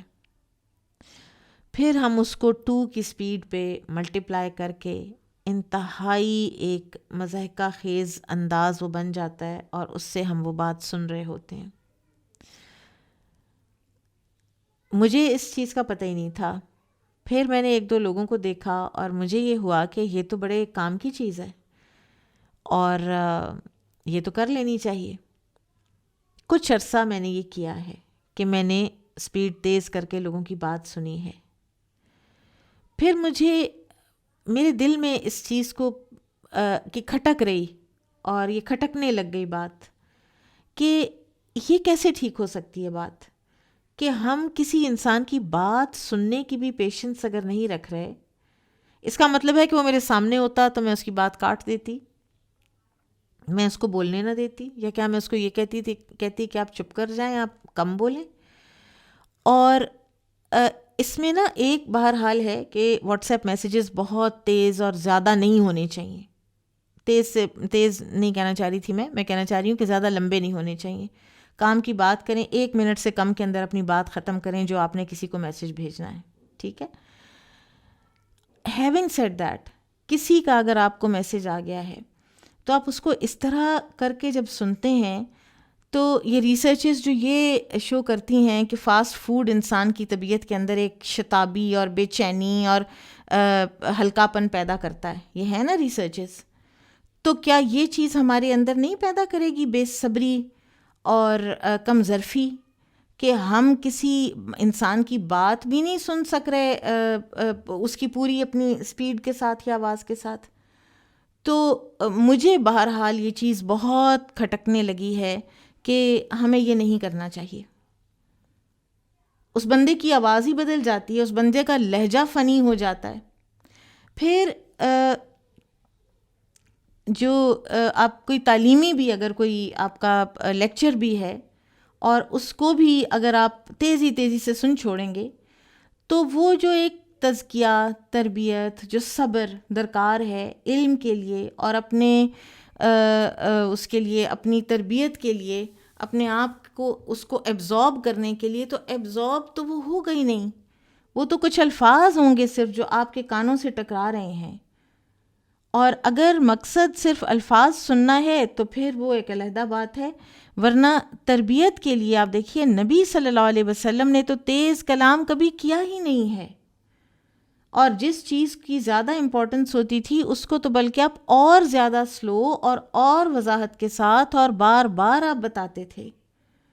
تو میں دونوں طرف سے بات کروں گی کہ جب آپ میسیج بھیجتے ہیں تو اس کو کم سے کم ٹائم والا میسیج بھیجا کیجیے، اور جب آپ سننے بیٹھتے ہیں تو اس طرح نہ سنیں کہ اس بندے کی آواز اور اس کی ہر چیز جو ہے، جو میسیج کا جو ایسنس ہے وہی خراب ہو جائے. اللہ عالم. لیکن مجھے یہ چیز کوئی اچھی نہیں لگی، مجھے کچھ اخلاق کے منافی لگی یہ چیز. اور انس بن مالک رضی اللہ عنہ 10 سال آپ صلی اللہ علیہ وسلم کی خدمت کی سعادت حاصل کرتے رہے، اور وہ آپ کے انداز بیان کے بارے میں فرماتے ہیں کہ آپ صلی اللہ علیہ وسلم اپنی بات 3 بار دہراتے تھے تاکہ لوگ سمجھ لیں اور یاد کر لیں۔ ہمارے اندر تو 3 بار بات سننے کا پیشنس بھی نہیں ہے۔ ہم تو کہتے ہیں ہاں سن لیا، یہ تو بات ریپیٹ کرتی رہتی ہیں، یہ تو ایک ہی بات بار بار کرتی ہیں، اور امپورٹنٹ بات آپ صلی اللہ علیہ وسلم 3 بار دہراتے تھے۔ یہی وجہ ہے کہ صحابہ کی تربیت ہوئی ہوئی تھی، صحابہ نے 3 بار بات سنی تو 3 بار اس کو ایبزارب کیا، اور ہم سے تو سنا ہی نہیں جاتا۔ اسی طرح آپ کی گفتگو کے بارے میں عبداللہ بن عمرو رضی اللہ عنہ بیان کرتے ہیں کہ رسول اللہ صلی اللہ علیہ وسلم نہ تو فحش گو تھے نہ بد زبان تھے، بلکہ آپ صلی اللہ علیہ وسلم فرمایا کرتے تھے بلا شبہ تم میں سب سے بہتر شخص وہ ہے جس کا اخلاق اچھا ہو۔ عبداللہ بن مسعود آپ کے طریقہ وعظ و نصیحت کا تذکرہ کرتے ہوئے فرماتے ہیں نبی صلی اللہ علیہ وسلم ہمارے اکتا جانے کے اندیشے سے ہمیں وعظ و نصیحت کرنے کے لیے وقت اور موقع و محل کا خیال رکھتے تھے۔ یہ بھی بہت ضروری ہے کہ لوگوں کے موڈ مزاج کچھ اور ہیں اور انسان تقریر شروع کر دے تو یہ بھی حکمت کے خلاف ہوتا ہے۔ تو رسول اللہ صلی اللہ علیہ وسلم کے کچھ جو فرامین ہیں وہ دیکھ لیتے ہیں جن میں آپ صلی اللہ علیہ وسلم نے امت کو گفتگو کا صحیح طریقہ اور سلیقہ سکھایا ہے۔ آپ صلی اللہ علیہ وسلم نے فرمایا، ابو ہریرہ رضی اللہ عنہ بیان کرتے ہیں کہ جو شخص اللہ اور آخرت کے دن پر ایمان رکھتا ہے اسے چاہیے کہ اچھی اور بھلی بات کرے یا خاموش رہے۔ خاموش رہنا تو ہمارے لیے گناہ ہے، ہم تو خاموش رہ سکتے ہی نہیں۔ ہم تو سمجھتے ہیں کہ خاموشی تو پھر یعنی یہ کیسے ہو سکتا ہے کہ ہم خاموش رہ جائیں؟ تو کم بات کریں، اپنی بات کو سمجھانا ہے، اسپیشلی واٹس ایپ میسیج میں تو دوسرے کو تکلیف نہ دیں، ایذا نہ پہنچائیں، لمبے لمبے میسیجز نہ ان کو بھیجیں، ایک ہی بات کو بار بار ریپیٹ نہ کریں۔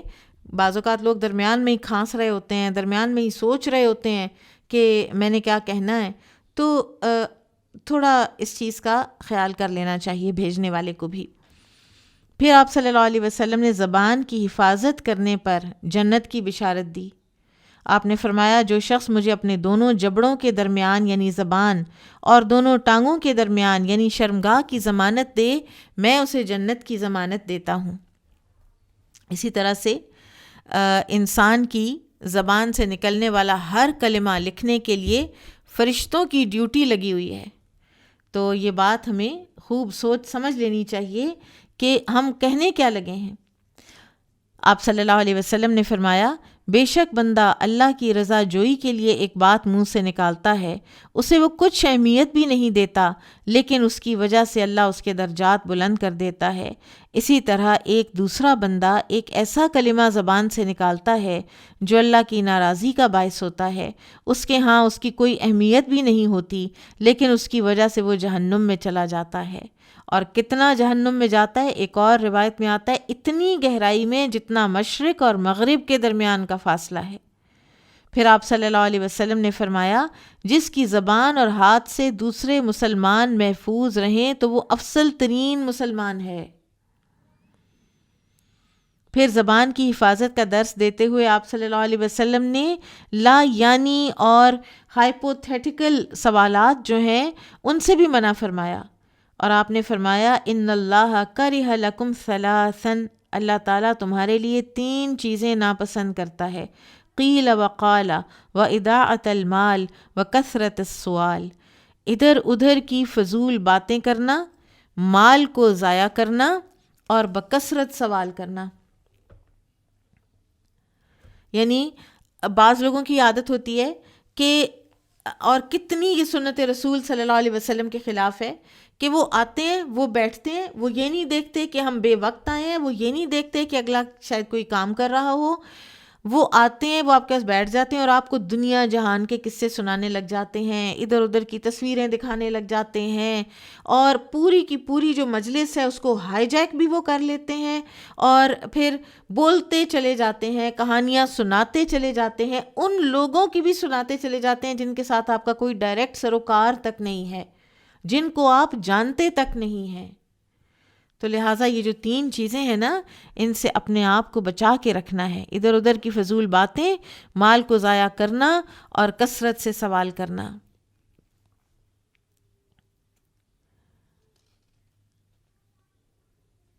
تو انشاءاللہ رسول اللہ صلی اللہ علیہ وسلم کے آداب گفتگو تک ہی ہم انشاءاللہ آج دیکھتے ہیں، اور اگلے سیشن میں ہم کچھ مزید آپ صلی اللہ علیہ وسلم کے سنہرے اخلاق، جگمگاتے اخلاق پڑھیں گے، اور اللہ سبحانہ وتعالیٰ سے یہ التجا ہے، یہ دعا ہے کہ اللہ ہمیں توفیق عطا فرما دے کہ ہم آپ صلی اللہ علیہ وسلم کے اسوہ حسنہ کی صحیح روح کے ساتھ ہم آپ صلی اللہ علیہ وسلم کی پیروی کر سکیں، اور ہمیں پتہ چل جائے کہ ہم کہاں اپنی گفتگو میں، کہاں اپنے مذاق میں، کہاں اپنے ایٹیٹیوڈ میں، کہاں ہم لوگوں کو ایذا پہنچا دیتے ہیں، اور کہاں ہم خلاف سنت ہو رہے ہیں۔